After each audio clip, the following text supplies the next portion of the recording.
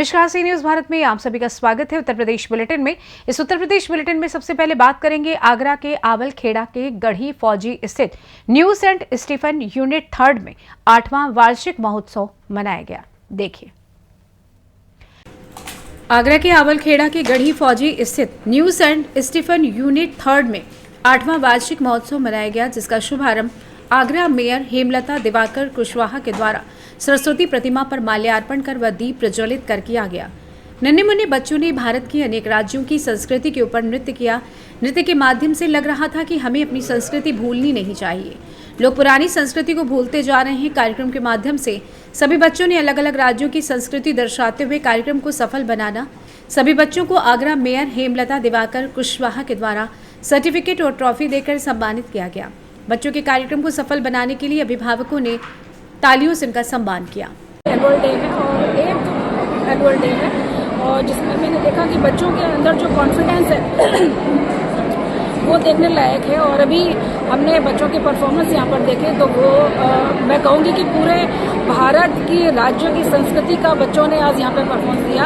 और मैं इस मौके पर यही कहूँगी कि अभी सेंट स्टीफन में जिस प्रकार की पढ़ाई हो रही है, आप लोग भी जानते हो कि शहर में कुकुरमुत्तों की तरह विद्यालय खोल दिए जाते हैं। कई विद्यालय तो ऐसे हैं जो स्कॉलरशिप पर चलाए जा रहे हैं। ऐसे विद्यालयों को सरकार ने काफ़ी चेंजेस लाए, आप लोग भी देखते हो। और जो विद्यालय बचे हुए हैं जो स्कॉलरशिप पर अपने बच्चों विद्यालय को चलाते हैं, ऐसे विद्यालयों को सरकार बंद करती है। आपने बताया कि उत्तर प्रदेश में 18 आवासीय और जो विद्यालय कोरोना काल में उनके माता पिता का आप लोग भी जानते हो कि 18 कमिश्नरी में उत्तर प्रदेश में अटल आवासीय विद्यालय बनाए गए। ऐसे विद्यालय जिसमें निर्माण श्रमिकों की जिनमें मौत हो गई और उनके बच्चे बेघर हो गए थे। तो ऐसे स्थिति में सरकार ने हमारी सोचा, ये बहुत ही शानदार कदम हमारी सरकार का है। और अब उस विद्यालय में मैं 2 बार जा चुकी हूँ। मैंने भी देखा है कि बच्चे हिंदी मीडियम और इंग्लिश मीडियम दोनों पैटर्नों पर पढ़ाई कर रहे हैं। मैं बच्चों के उज्जवल भविष्य की कामना करती हूँ।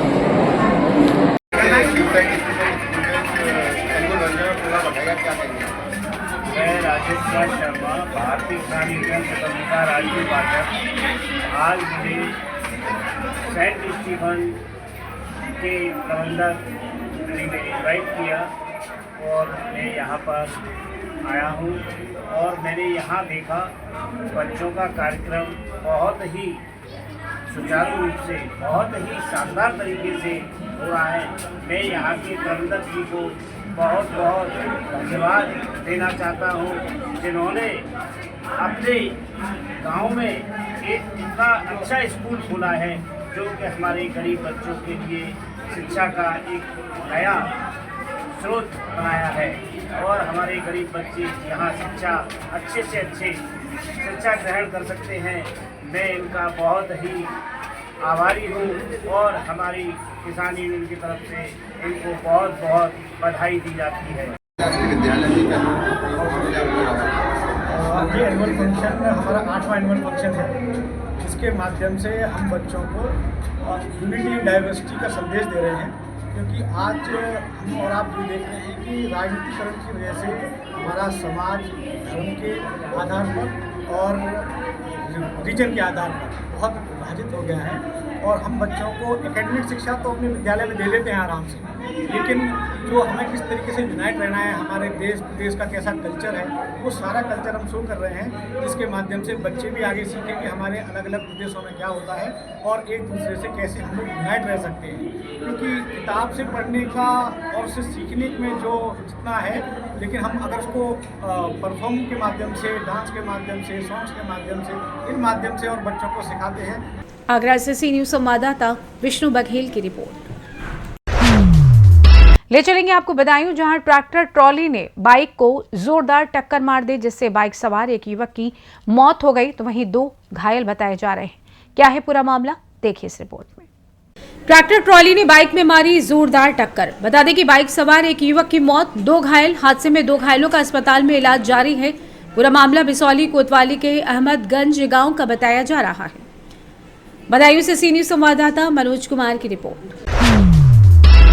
रुक करेंगे बाराबंकी की ओर, जहां सरकारी सुरक्षित जमीन पर अवैध कब्जा करने वालों पर अब चलेगा प्रशासन का हंटर। देखिए, सरकारी सुरक्षित जमीन पर अवैध कब्जा करने वालों पर अब चलेगा प्रशासन का हंटर। यूपी की योगी सरकार अवैध कब्जेदारों पर हुई सख्त। अगर किसी ने सरकारी सुरक्षित भूमि पर किया अवैध कब्जा तो सरकार करेगी उसका कड़ाई से इलाज। अब कोई भी हो, अवैध कब्जेदार बख्शे नहीं जाएंगे। सरकार सभी का कड़ाई से इलाज करेगी। योगी सरकार का फरमान, अधिकारी अवैध कब्जेदारों पर रखे सख्ती से कार्रवाई। अगर कोई भी अधिकारी अवैध कब्जेदारों पर हुआ मेहरबान तो उस अधिकारी का भी इलाज योगी सरकार कड़ाई से करेगी। बता दें कि सरकारी सुरक्षित भूमि पर अवैध कब्जेदारों का ये मामला उत्तर प्रदेश के बाराबंकी जिले क्षेत्र की तहसील सिरौली गौसपुर क्षेत्र राजस्व ग्राम सैदनपुर का है, जो सफदरगंज से बदोसराय मार्ग बीच में ही सैदनपुर पड़ता है। उसी सैदनपुर में रोड मार्ग से मिला हुआ पूरब साइड 6 बीघा सरकारी नवीन पड़ती भूमि व अन्य सुरक्षित सरकारी भूमि पर गांव के ही कई दबंग लोगों ने अवैध कब्जा कर रखा था। इसका ऑनलाइन शिकायत, लिखित शिकायत गांव के ही ओम प्रकाश जायसवाल व मंशाराम आदि ने उपजिलाधिकारी तहसील सिरौली गौसपुर को व उत्तर प्रदेश के मुख्यमंत्री योगी आदित्यनाथ से की थी, जिस शिकायत प्रार्थना पत्र पर पुलिस व राजस्व संयुक्त लेखपाल टीम द्वारा सरकारी सुरक्षित भूमि की पैमाइश की गई थी। पैमाइश में सरकारी सुरक्षित भूमि में मिला कई लोगों का अवैध कब्जा, जो कि अस्थायी कब्जा था। प्रशासन ने उसी समय हटवा दिया। बता दें कि आश्वासन दिया था कि 2-3 दिन में ही अवैध कब्जा हटवा दिया जाएगा। जो नहीं हटाया गया था उसे हटाने के लिए प्रशासन द्वारा शिकायतकर्ता को यह आश्वासन दिया गया था। अब देखना यह होगा कि योगी सरकार के सख्त फरमान को प्रशासन कितना अमल में लाता है। आइए जानते हैं इस विषय में शिकायतकर्ता ओम प्रकाश जायसवाल निवासी सैदनपुर का और क्या कुछ कहना था। क्या नाम दादा? ओम प्रकाश जायसवाल। स्थान कौन? सैदनपुर। जो हाथ में आप प्रार्थना मैंने पत्र लिए प्रार्थना कैसा पत्र है? दिया है ऑनलाइन। ये ऑनलाइन प्रार्थना पत्र दिया है। इसमें 28/12 तक हमको उसमें मिला है कि 28/12 तक इसमें कुछ ना कुछ होगा। तो कल जब लेखपाल जी आए, सफदरगंज यशो साहब आए, किस संबंध में दिए थे प्रार्थना? इसी भूमि नई ये है नवीन पड़ती के नाम से दर्ज है। इसी के संबंध में आक्रमण हटाने के लिए मैं प्रार्थना पत्र एसडीएम महोदय को दिया। तो क्या बता पाएंगे कि जो सुरक्षित भूमि है नवीन पड़ती, उसकी गाटा क्या है, लगभग कितना होगा, किन लोगों का कब्जा, उनके नाम क्या है? उसका गाटा संख्या 1042 है। 6 बीघे का रकबा है। इसमें अवैध आक्रमण है। ये हमने आक्रमण हटाने को मैंने कहा है एसडीएम महोदय से। उन्होंने 3 दिन का समय दिया है। उसके बाद आगे की कार्रवाई भी की जाएगी। कि जो अतिक्रमण किए हुए हैं उनके क्या नाम बता पाएंगे? उसके नाम तो हमको नहीं मालूम है। उस नाम में गांव के लोग हैं और कुछ औरेले के लोग थे। गांव का नाम हम नहीं पता। कितनी संख्या होगी अतिक्रमणकर्ताओं की? यहाँ लगभग होगी 10-15 लोगों की आक्रमण। जी, क्या कुछ भवन बने हैं कि कैसा भवन बने अतिक्रमण हैं है? और गोमटी हटा दी गई है। कल प्रधान के द्वारा से गोमटी हटाई गई है। कुछ बंगला रखे हैं और बंगला रखे हैं। कुछ पक्के मकान हैं। पक्के मकान भी हैं और लकड़ी के काम भी होते हैं। उसके सब होते हैं। तो आप क्या चाहते हैं? मान लीजिए अगर प्रशासन ने कार्रवाई नहीं किया तो अगला कदम क्या होगा आपका? प्रशासन से हमसे यही गुजारिश है कि वो हटाया जाए, आक्रमण उसको खाली करा जाए। नवीन पड़ती के नाम से दर्ज है, उसको यथास्थिति रखा जाए। सार्वजनिक काम इसमें कोई हिंदू मुसलमान भी करे, हर काम सार्वजनिक होना चाहिए। क्या नाम दादा जी? ओम प्रकाश जायसवाल। अच्छा, पिता ये का नाम महादेव। जहाँ पर आप उपस्थित हैं, इस जगह का क्या नाम है? इसका खाता संख्या 1042। अच्छा, इस संबंध में आपने कोई शिकायती प्रार्थना पत्र दिया था? ऑनलाइन शिकायत किया है।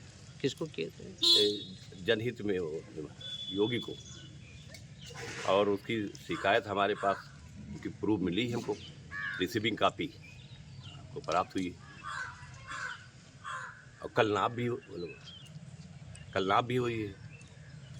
तो नाप में क्या डिसाइड हुआ कि कहाँ से कितना रकबा? लेकर आए थे और सफदरगंज के एसआई साहब थे।